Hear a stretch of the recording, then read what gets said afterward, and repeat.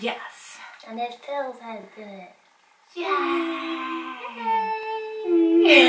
Every picture. Oh, that's my face. Hello! Hi. Welcome to our review of La La Land. Moonlight. Yeah, it was the Oscars I know, it was a joke. little Oscars joke. Oh, Very funny. thanks.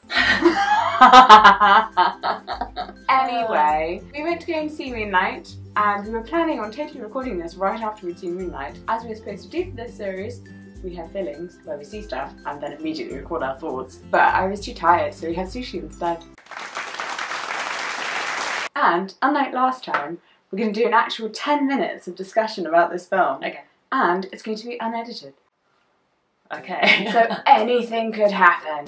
Getting my timer ready. Are you ready? Oh, disclaimer, there will be spoilers. Because I don't know how you can review a film without spoilers. I think most to be people honest. would have probably seen it by now. It's an You Oscar. bloody It should won have, Best Picture God's at the sake. Oscars. It's been out in America since like October, and it's been out in England since February 27th or something.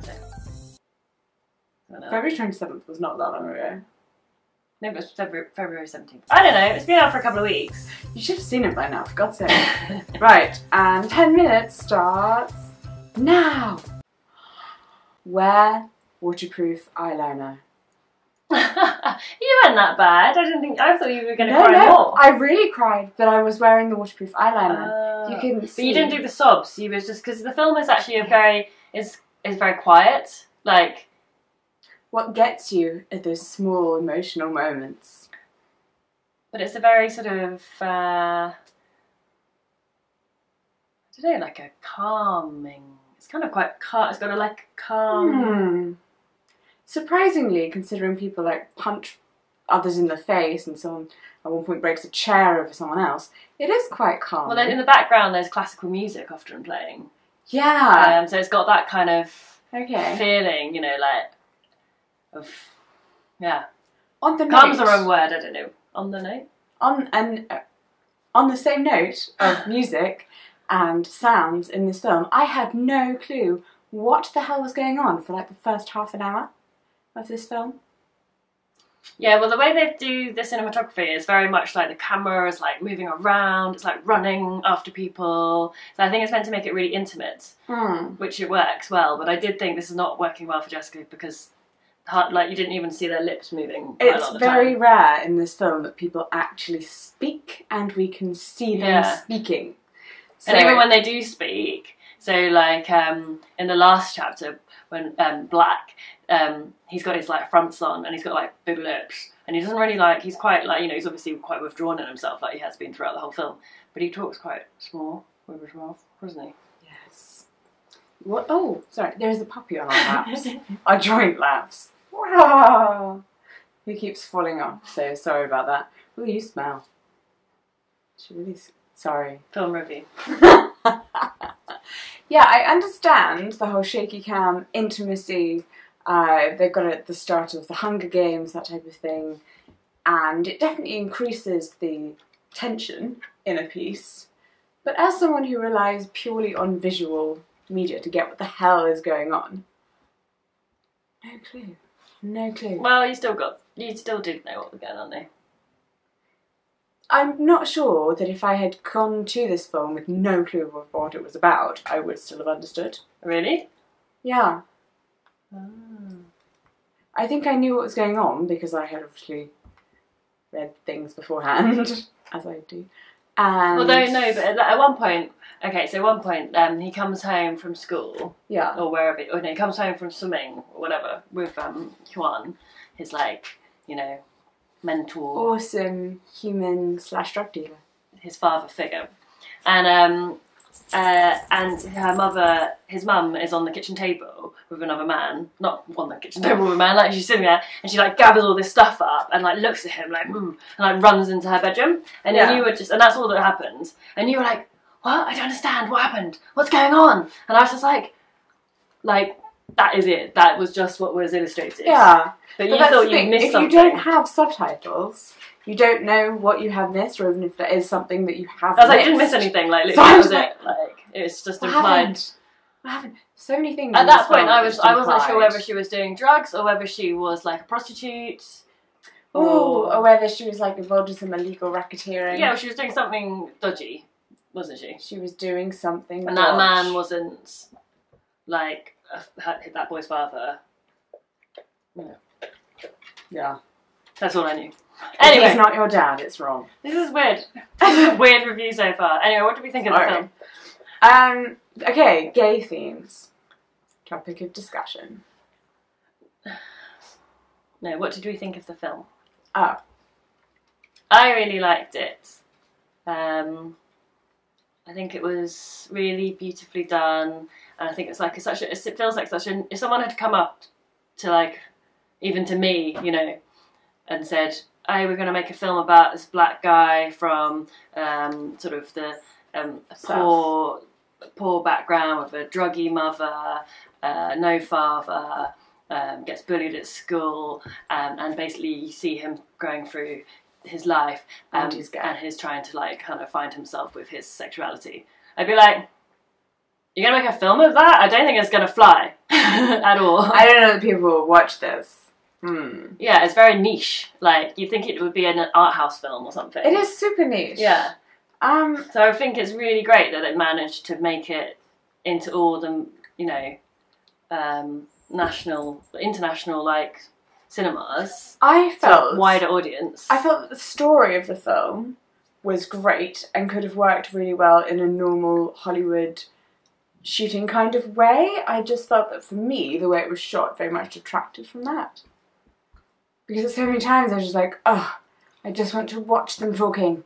I just want to watch them talking. Stop doing those stupid things with the camera. I know, darling, but your review right now is very subjective to your own like hearing problems. It's not really a review of the film for the general population. Okay. But that's fine. You can review it for like someone who's deaf. Yeah. Yeah. I did appreciate some little tricks, like when they had the camera attached to the car door, and then they open the car door and get in. That was quite nice. Oh, video, yeah. Yeah. That was nicely shot. I feel bad almost because I don't love this film. I feel like I should love this film, but I genuinely did like La La Land better. I know, yeah. I got asked by my colleagues like, so did you prefer La La Land or Moonlight? And I was like, they're both completely different. So different, so different. One of them, I think, should win all of those, like art house films. I came out of La La Land feeling just like, I feel really happy and like I love life, yeah. And I came out of Moonlight thinking, I'm so appreciative of our life and how and how we can be gay and how we can live in Brighton in our home and how we have found each other and can feel happy and confident to be ourselves. And I just felt sad. I just felt a lot of sadness for that poor character. I know. And he's not even a fictional, you know, he represents so many people in the world. One of my absolute, probably my favourite key scene of this film is where he is, how old is he, like 9, and he sat down with his new best friend, the drug dealer, and his girlfriend, and he's discussing having been called a faggot, and he's like, am I? No. It's his mum that calls him a faggot. Yeah. Nice. And they have this really serious, open and beautiful discussion with him where, although you'd kind of think a drug dealer would be homophobic and would be someone who would also be attacking him, I then felt like, oh God, I've stereotyped drug dealers. Which is a really weird thing to have. But it was beautiful that he was like, well, you might be gay. I guess the whole film is a bit about like stereotyping roles and people's based on what they do. Because also the mother, the very first scene, she's wearing her nurse's she works in a hospital. She's got her uniform on, and she seems quite caring. And she's like, "Oh, you can't watch TV tonight. You know, you have to read a book." And she seems like she's quite perfect mother. Yeah, she seems okay. Like you think, okay, like. And maybe just overprotective of her son. And then it transpires that actually she's not a caring mother, or she loses that ability to care for him. I think it's definitely the case that she loses it, but she seems to lose it very quickly. Yeah. But the point is, we just from her nurse's outfit, you assume all these things, and actually she's taking drugs. And actually, we assume things about dog. Stop attacking things. We assume things by the end. He's called Black. He's called 3 different things all the way through, isn't he? Little, and then Chiron, and then Black.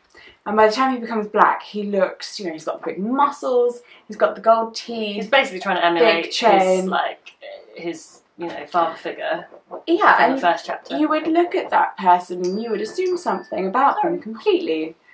And it's just not the case, because you've seen him be this sweet little boy and this bullied teenager. Yeah, and then what's really nice is that Kevin, who's his friend throughout the whole thing, he sees little and Chiron and not Black. And he's like, who's this image? What's with the fronts and what's with the big car and why are you a drug dealer? The hard man thing, yeah. Why are you a drug dealer? That's not a choice. That's not that is a choice. You could have chosen differently. Yeah.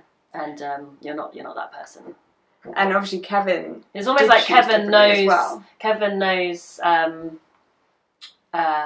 Chiron, or more than he knows himself. Yeah.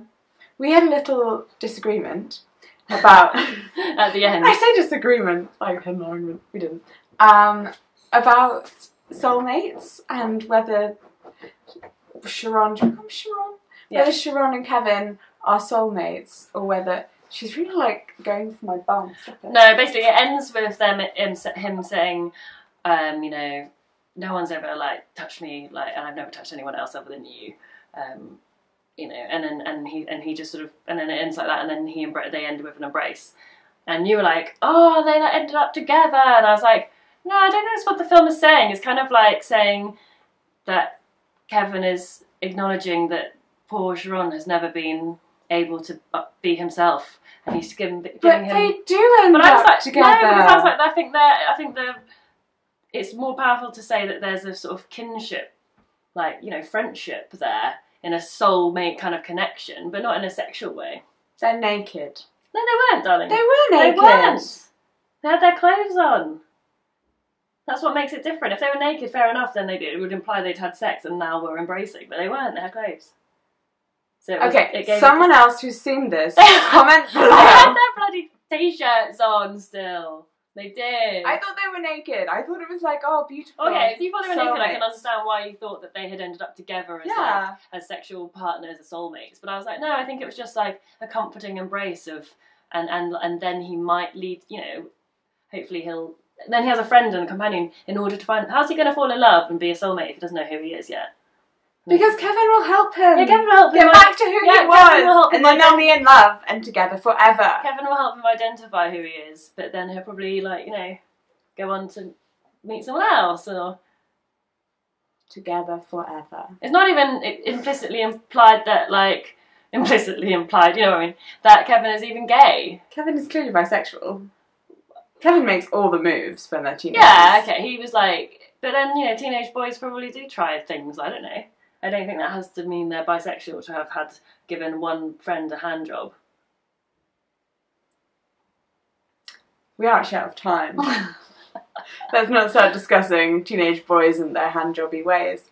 But yeah, he could have given him a hand job, and then maybe he just all his friends. Skins. Yeah. So there's the guy who's the first series of Skins, and he's the really laddie one with the girlfriend, blah blah. And then he has this gay friend who's a bit scared, who's never been with, and he's never been a man, and he's I'll give you head. The straight guy says, I'll give you and he's no, what are you doing? And it's because it's kind of a power thing. It's not actually to do with the fact that it's kind of him. It's Tony being a douche. Yeah, it's Tony exploring his sexuality somewhat, but also a power thing.